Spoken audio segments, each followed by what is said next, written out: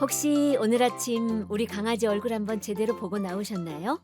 밥은 잘 먹었는지, 산책 나갈 때 발걸음은 어땠는지, 눈 마주쳤을 때 표정은 평소랑 같았는지, 이런 것들 말이죠. 분명 어제랑 똑같은 하루인데 괜히 오늘따라 더 예민해 보일 때가 있습니다. 그럴 땐 이런 생각이 들죠. 산책도 했는데 왜 이러지? 자, 사람과 반려동물이 함께 살아가는 이야기를 전하고 있는 시간입니다. 전주 공동체 라디오 93.5MHz를 통해서 만나고 있죠. 펫케어 라이프 시간입니다. 오늘은 우리 강아지의 마음 상태, 반려견의 스트레스와 정서 건강에 대해 이야기 나눠보려고 합니다. 오늘도 도움 말씀 주실 분 모셨습니다. 올리몰스 동물 메디컬 센터의 곽규만 원장님이십니다. 어서 오세요. 안녕하세요. 올리몰스 동물 메디컬 센터 대표원장 곽규만입니다. 반갑습니다. 원장님, 네. 이 질문 진짜 많이 하잖아요. 강아지도 사람처럼 스트레스를 받습니까? 예, 근데 사실 이 질문 안에는요, 이 말이 포함되어 있는 것 같아요.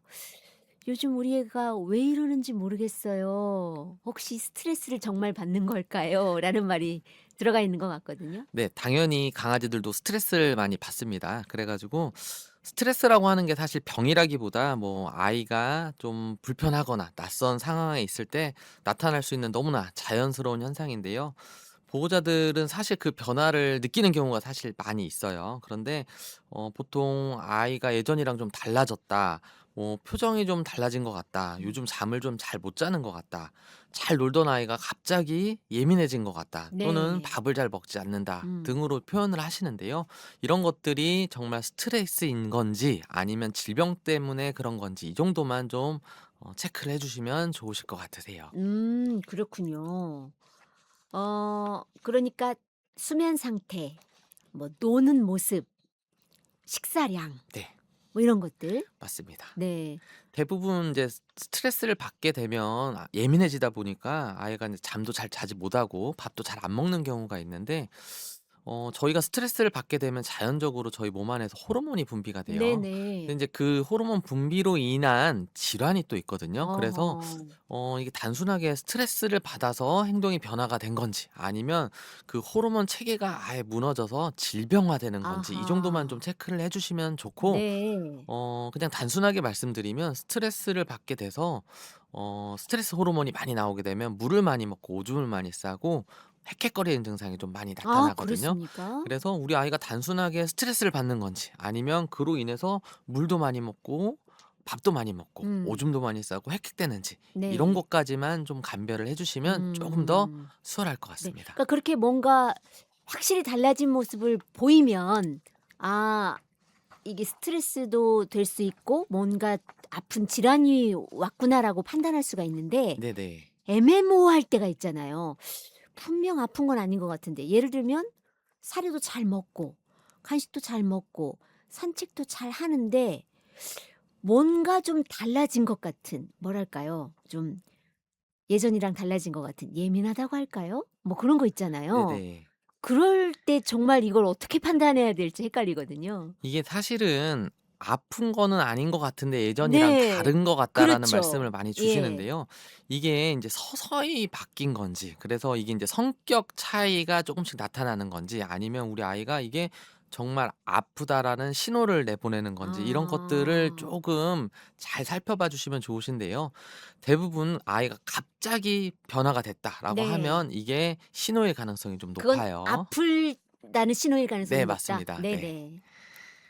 그렇기 때문에 우리 아이가 갑작스럽게 오줌을 많이 싼다든지 갑작스럽게 밥을 많이 먹는다든지 음. 아니면 아예 밥을 끊는다든지 네네. 이렇게 갑작스럽게 신호를 주는 건지 아니면 서서히 서서히 변화되는 건지에 따라서 조금 감별을 해 주시고 만약 이게 너무 갑작스럽다라고 하면 병원에 한번 내원해 네. 주시는 게 좋고 그게 아니고 서서히 서서히 변화되는 것 같다라고 하면 스트레스일 가능성이 좀 더 높아 보일 것 같습니다. 아, 그렇군요. 그러니까 역시 유심히 살펴보는 게 제일 중요할 것 네, 맞습니다. 같은데요. 예.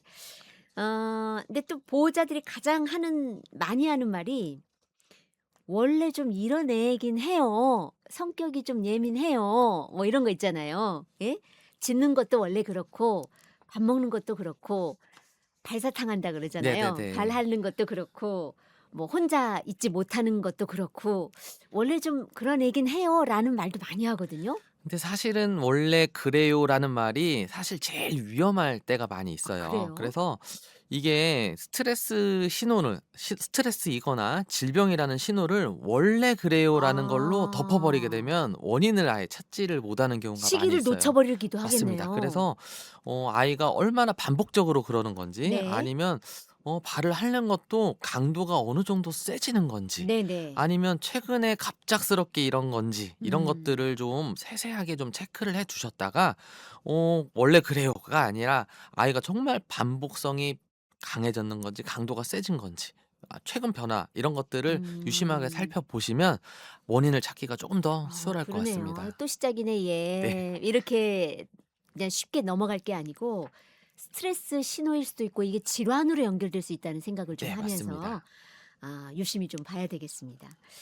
뭐 그 특히 진료실에서 이제 원장님은 많이 보시니까요. 이런 경우를 어때요?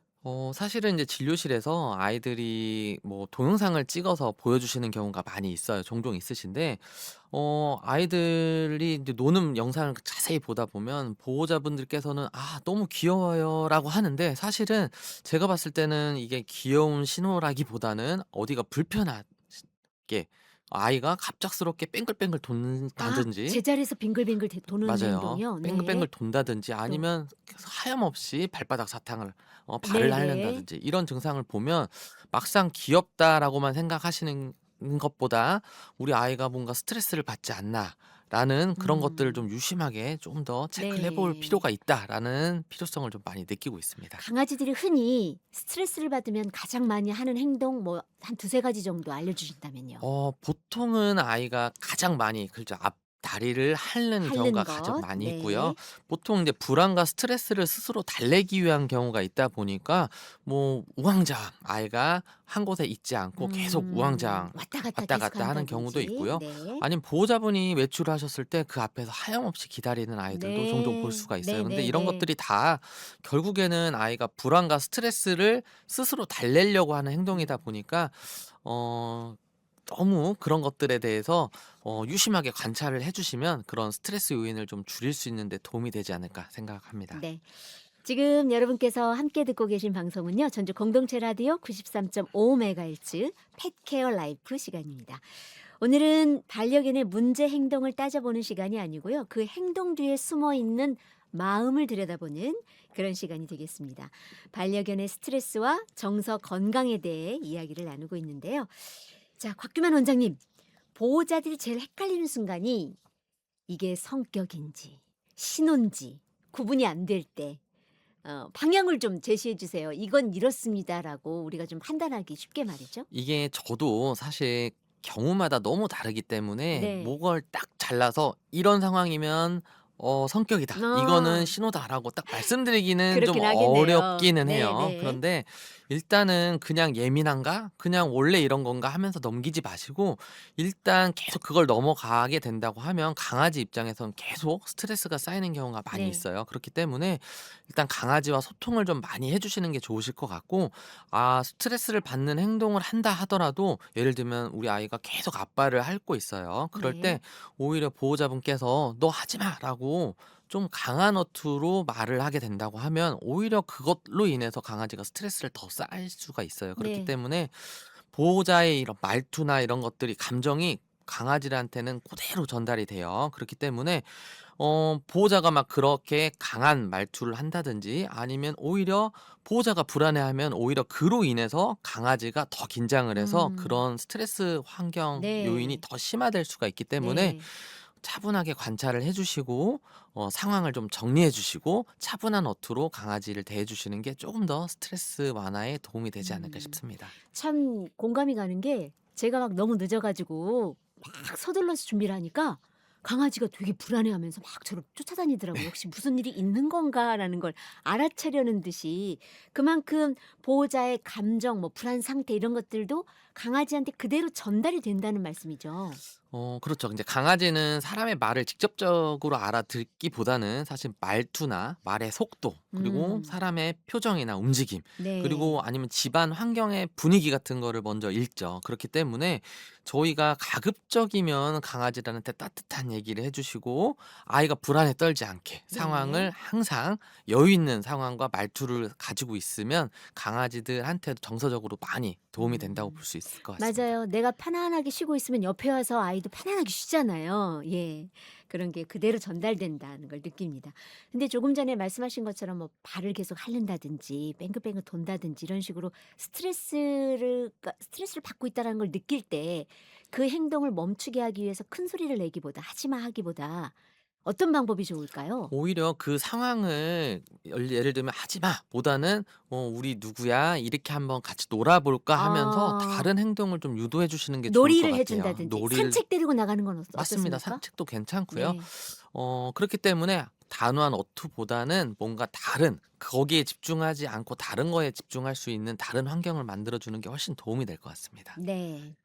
근데 진짜 우리 또 궁금한 게 뭔가 단호하게 이야기할 때는 목소리도 단호하고 딱 혼내는 듯한 말투가 나와야 된다. 막 이렇게 생각하잖아요. 근데 이게 과연 효과가 있는 것인지 아니면 오히려 불안감만 더 조장하는 것인지 궁금해요. 이게 좀 어떤 상황에서 그런 것들이 이루어지는지가 좀 중요할 것 같은데요. 정말 이제 아이가 정말 해서는 안 되는 행동을 했을 때 예를 들면 사람을 갑자기 물었다. 네네. 이런 경우에는 정말 단호하게 "내가 너가 무는 행동을 했기 때문에 화가 났고 이걸로 인해서 너를 혼내는 거야."라는 의사 표현이 정확하게 전달이 돼야 돼요. 그렇기 네. 때문에 우리 아이가 절대 해서는 안 되는 행동을 하고 용납이 안 되는 행동을 했을 때는 정말 단호한 목소리로 네네. 혼내주는 게 맞고요. 네. 제가 인제 말씀드리는 거는 우리 아이가 정말 스트레스를 받은 상황에서 아이가 할 일이 없이 스트레스와 불안 속에서 발을 핥고 있는데 이거를 마냥 혼내는 게 해결책이 될 수는 없거든요. 네. 그런 경우에는 오히려 따뜻한 말투로 다른 행동을 유도해 주시는 게 좋으실 것 그 같습니다. 행동을 하지 않고 잊어버릴 수 네 있게끔. 네. 맞습니다. 그렇군요. 그러니까 이게 상황에 따라서 보호자가 현명하게 판단하고 행동하는 것도 참 중요하겠어요. 그렇죠. 이게 인제 네. 우리 아이가 해서는 안 될 행동을 하는 건지 스트레스를 받는 상황에서 해야 되는 건지를 구분해 주시면 될 것 같습니다. 네. 자, 보호자들이 또 마음이 급해지는 순간이 뭐냐면 그럼 이제 '내가 뭘 더 해 줘야 되는 것인가? 산책은 충분히 한 것 같은데 산책이 모자라나? 더 놀아 줘야 되나? 간식을 바꿔야 되나?' 뭐 이런 것들도 고민이 될 때가 있거든요. 예. 근데 많은 보호자분께서 그렇게 말씀을 해 주시는데 '뭘 더 해 줘야 되나?'로 가는데 오히려 저는 핵심은 뭘 더 해 주느냐가 아니라 네. 어떻게 규칙적인 생활을 하고 루틴을 만들어 가느냐가 더 아. 중요할 것 같아요. 그래서 뭔가를 더 한다기보다는 우리 아이를 덜 흔드는 거 그러니까 아. 기본적인 루틴에서 뭔가를 계속 추가를 하게 되면 우리 입장에서는 '아 이런 것까지 해 줬는데 우리 아이가 왜 그러지?'라고 생각할 수도 있는데 반대로 아이 입장에서 보면 그 행동 하나하나 자체가 스트레스로 다가올 수가 있거든요. 네네. 그렇기 때문에 무조건 산책이나 놀이를 막 늘리는 것보다 뭐 기상 시간이나 식사 시간, 산책, 휴식 시간 같은 거를 어느 정도 예측 가능한 범위 내에서 정해 두고 그거를 꾸준하게 지켜 주는 게 우리 아이한테 조금 더 도움이 될 것 아. 같습니다. 그렇군요. 오늘 정말 확 와닿는 말씀이 "더하기보다 덜 흔드는 게 중요하다." 네네. 이 얘기인 것 같습니다. 그동안에는 그렇게 생각을 못 했거든요. 뭐 '이걸 더 해 줘야 되나? 이렇게 해야 되나?' 막 이런 생각만 했는데 일정하게 아이가 충분히 이때쯤이면 산책을 가고 이때쯤이면 밥을 먹고 이때쯤이면 쉬고 이때쯤이면 일어나고 이렇게 예측 가능해야 불안감이 덜하다는 얘기네요. 맞죠. 보통 그렇게 되고 아이가 보통 나이가 들어가잖아요. 그러면서 아이 체력도 떨어지고 아무래도 수면 시간도 늘어날 수밖에 없어요. 네네. 그런 상황에서 아이한테는 휴식이 필요한데 자꾸 "뭘 해 달라."라고 하는 것 자체가 아이한테는 스트레스로 다가올 수 네. 있습니다. 일정한 하루 루틴을 오히려 지켜주는 것이 스트레스를 줄일 수 있는 네 방법이다. 예. 맞습니다. 꼭 명심하겠습니다. 근데 진짜 막 아무것도 안 하고 있으면 괜히 아이한테 뭐 미안하고 막 이런 마음이 들어서 뭘 자꾸 해 줘야만 할 것 같은 마음이 들거든요. 그런데 그냥 예. 가만히 있는 시간도 아이한테는 돌봄의 시간으로 볼 수가 정말요? 있어요. 그렇기 때문에 네. 아이한테 정말 필요한 건 휴식이거든요. 네네. 저희도 사실은 잠을 제대로 자지 못하면 그다음 날 굉장히 피곤하잖아요. 맞아요. 그렇기 때문에 적절한 휴식은 반드시 필요하기 때문에 네. 아이가 정말 힘들어서 누워 있다라고 하면 충분히 쉴 수 있게 시간을 제공하는 것도 네. 마찬가지로 스트레스를 줄이는 요인이라고 볼 수 있습니다. 그럼 한 번 더 강조하죠.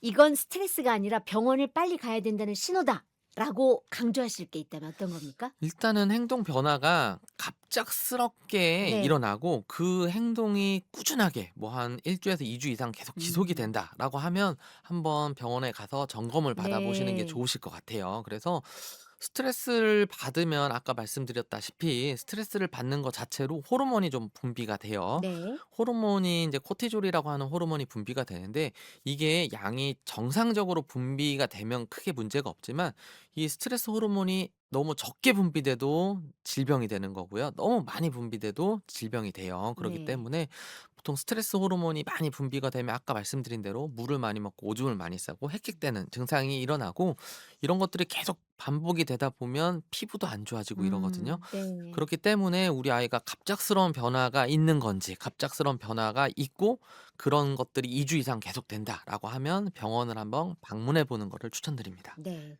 그러니까 정서 문제도 결국 몸의 건강처럼 우리가 꼭 살펴봐야 하는 지점이라는 생각이 듭니다. 근데 또 어느 때는 막 죄책감이 들기도 하고 막 그러거든요. '내가 이걸 몰라줘 가지고 아이가 이렇게 아픈 걸 내가 몰랐구나.' 막 이런 마음이 들 때도 있어요. 근데 뭐 그런 거 가지고 죄책감을 전혀 느끼실 필요가 없다라고 생각을 하시는데요. 네네. 보호자분께서 항상 이제 병원에 오셔 가지고 "제가 너무 늦게 알아차서 병원에 너무 늦게 온 것 네. 같아요."라고 대부분 그것 때문에 속상해하는 분들 네 많이 진짜 속상해하시는 많거든요. 경우가 많은데 네. 사실은 강아지는 사람처럼 말을 하지를 못하잖아요. 그래서 저희는 "어디가 불편한 것 같다."라고 하면 거기에 대해서 충분하게 이야기를 하고 진료를 받아볼 수 있지만 강아지들은 그런 거를 할 수 없다 보니까 알아채지 못하는 게 어떻게 보면 좀 당연할 수 있어요. 그런 거에 네. 대해서 죄책감을 너무 가지실 필요는 없고 "지금이라도 병원에 왔으니까 음. 충분하세요."라고 저는 보통 말씀드리거든요. 네. 그래서 지금이라도 변화를 알아채고 병원에 왔다라는 것 자체만으로도 굉장히 음. 좋은 시작이다라고 볼 수 있을 네. 것 같습니다. 근데 여러 질환 중에서도 뭐 사람도 마찬가지겠지만 발병해서 급작스럽게 진행되는 게 있고 만성처럼 천천히 가는 것들도 있잖아요. 네네. 그래서 이걸 좀 알아챌 수 있는 방법 같은 건 혹시 있을까요? 사실 인제 질환 자체가 네. 아까 지금 이제 스트레스 얘기가 나와서 코티졸이라고 하는 스트레스 네. 호르몬 얘기를 드렸는데요.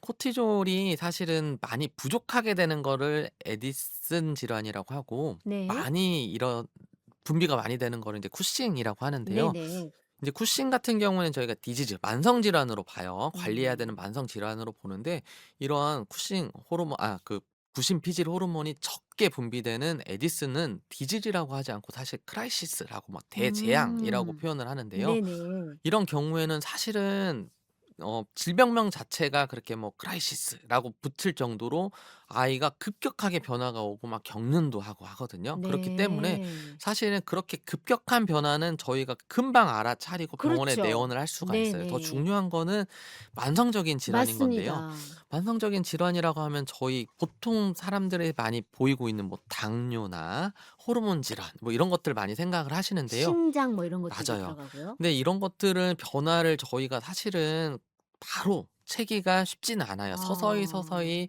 음수량도 늘고 네. 배뇨량도 늘고 뭐 네. 이런 서서히 변화가 있기는 하지만 이거는 사실 한 번에 알아차리기가 쉽지 않아요. 그렇기 때문에 우리 아이의 루틴을 더 지켜주시고 우리 아이가 하루에 몇 번 오줌 싸는지 이런 것들이 루틴이 지켜지게 되면 이런 것들 자연스럽게 저희가 체득할 수가 있거든요. 네. 그렇기 때문에 너무 조급해하지 마시고 우리 아이 루틴을 지켜주는 상황에서 변화를 꼼꼼히 체크해 음. 보시면 되실 것 같고 네. 이런 것들을 사실은 체크를 하기가 어려운 게 사실이에요. 그렇기 때문에 아이가 노령견에 접어들게 되면 1 년에 한 번 정도씩은 정기적으로 건강검진 해 보는 거를 추천드리고 있긴 합니다. 네.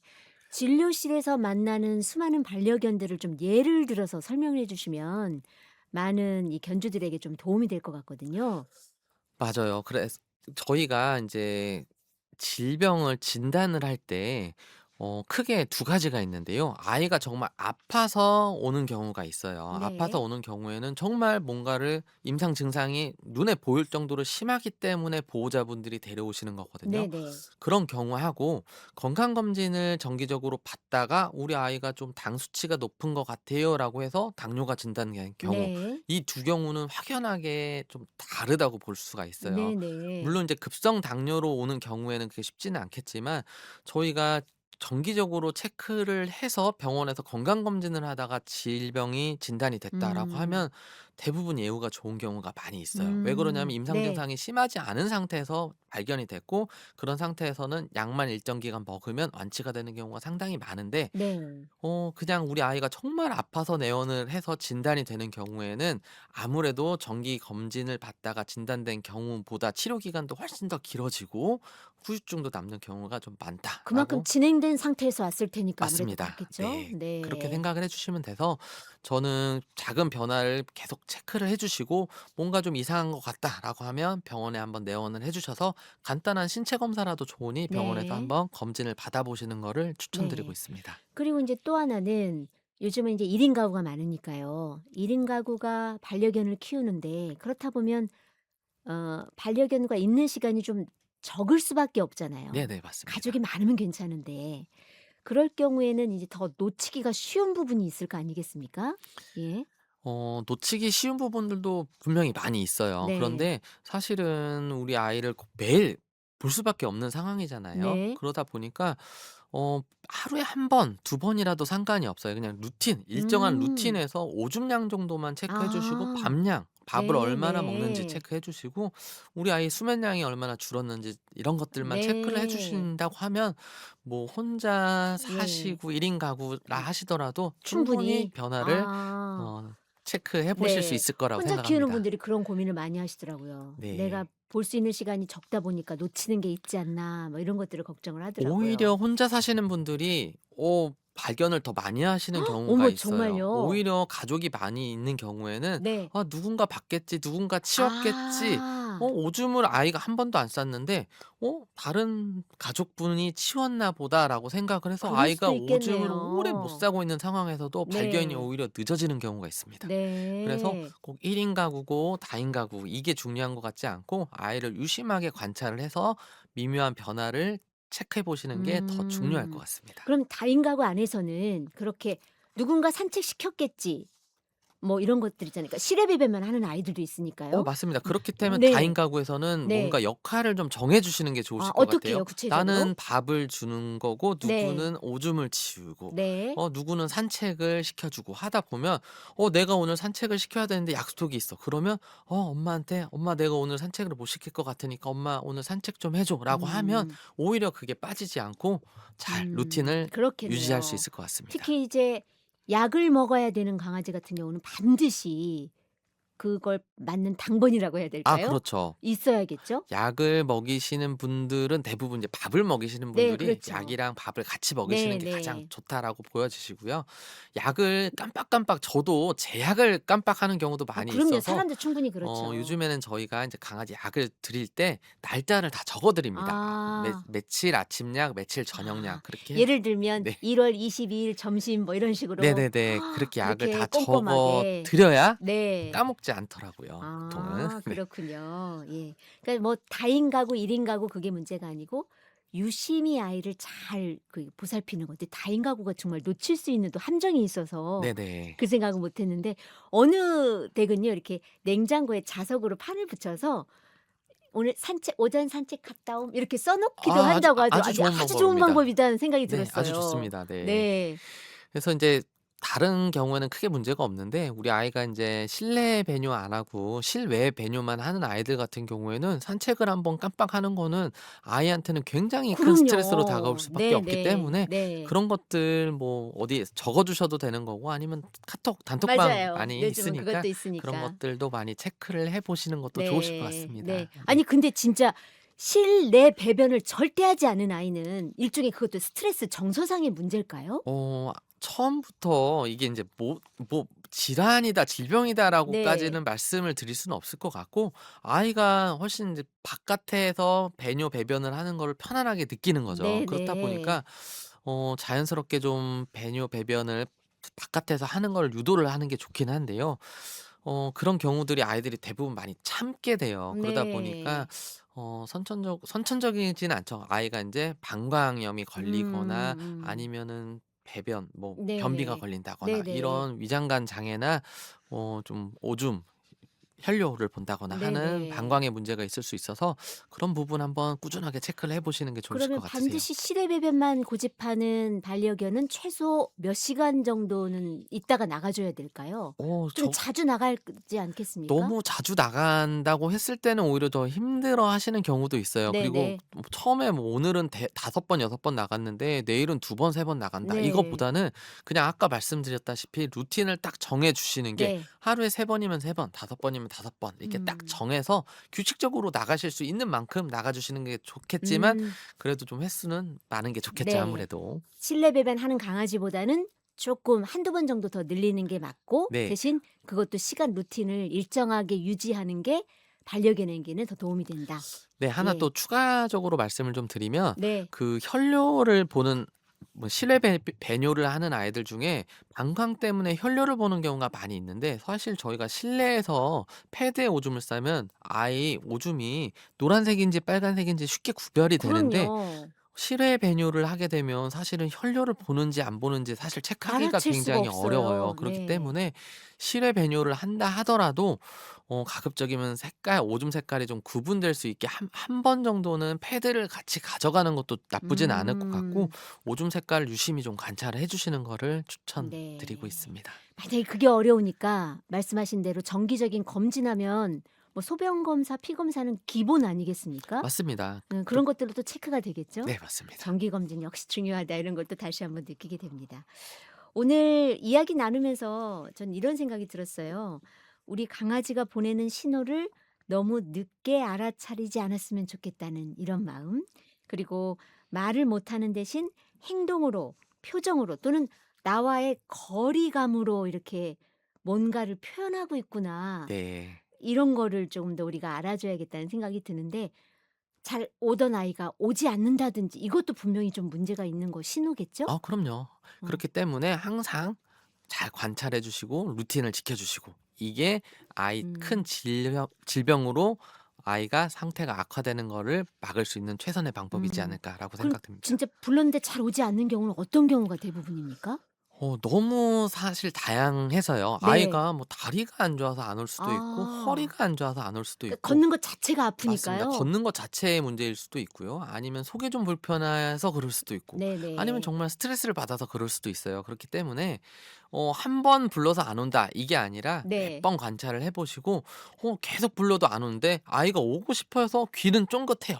귀는 쫑긋하는데 아이가 내가 정말 움직이기가 불편해서 못 오는 건지 네네. 아니면 귀도 쫑긋하지 않고 나는 그냥 쉬고 싶어 하는 건지 이런 것들을 네네. 유심하게 관찰을 해 주셔야 될 것 네. 같습니다. 그럴 땐 정말 잘 쉴 수 있도록 또 환경을 만들어 주는 게 중요할 것 네 같고요. 맞습니다. 아 참 어렵지만 그래도 이렇게 우리 원장님을 통해서 하나하나 배워 나가니 참 다행이다 그런 생각이 들고요. 아 오늘은 여기서 이만 마무리를 할 텐데 한 가지만 짧게 좀 강조하고 싶은 얘기가 있으실까요? 오늘 이 시간을 통해서? 스트레스를 받지 않게 뭔가를 더 하시려고 하지 않으시고 루틴을 지켜 주시는 게 베스트다라는 말씀 드리고 아 싶습니다. 진짜 다시 한번 강조합니다. 더하기보다 덜 흔들기. 네 맞습니다. 하루의 규칙적인 그 일정 시간, 루틴을 지켜주는 것이 아이에게는 스트레스를 줄일 수 있는 최상의 방법이라는 걸 다시 한번 기억하면서 오늘 시간은 마무리해야 되겠습니다. 우리 곽규만 원장님 오늘도 정말 도움 말씀 감사하고요. 다음 시간에 다시 뵙겠습니다. 네 감사합니다. 고맙습니다.